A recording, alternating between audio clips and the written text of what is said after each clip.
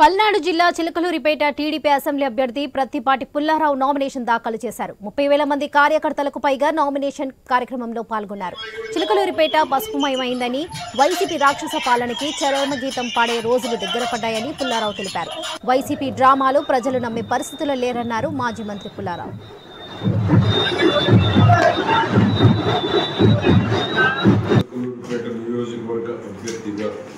Nominate చేయబడి ఉన్నాను. నేను రాజ్యాంగం పట్ల నిజమైన విశ్వాసం కలిగి చట్టంలో పొందుపరిచినట్లుగా భారతదేశ సమగ్రతను మరియు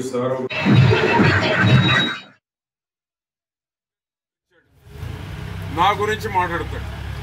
నా గురించి ఏమి తెలుసు అని నువ్వు మాట్లాడుతున్నావు? చిలకలూరిపేట హద్దులు తెలియవు నీకు, ఎన్ని గ్రామాలు ఉన్నాయో తెలియవు, ఎన్ని వార్డులు ఉన్నాయో తెలియవు. నేను నా గురించి మాట్లాడతాడు.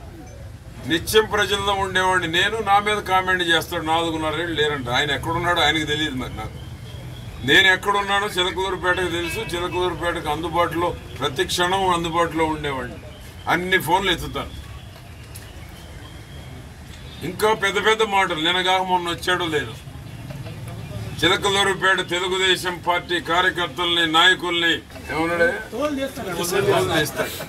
అంటే ఏమనుకున్నావు? చిలకలూరిపేట అనుకున్నావా? ఏమనుకున్నావు? ఇది చిలకలూరిపేట నాయకులను నిన్నగాక మొన్న వచ్చి చిలకలూరిపేట తెలుగుదేశం పార్టీ నాయకులు, కార్యకర్తలను మాట్లాడే ధైర్యం నీకు? ఏమనుకుంటున్నావు? ఇది జగన్కే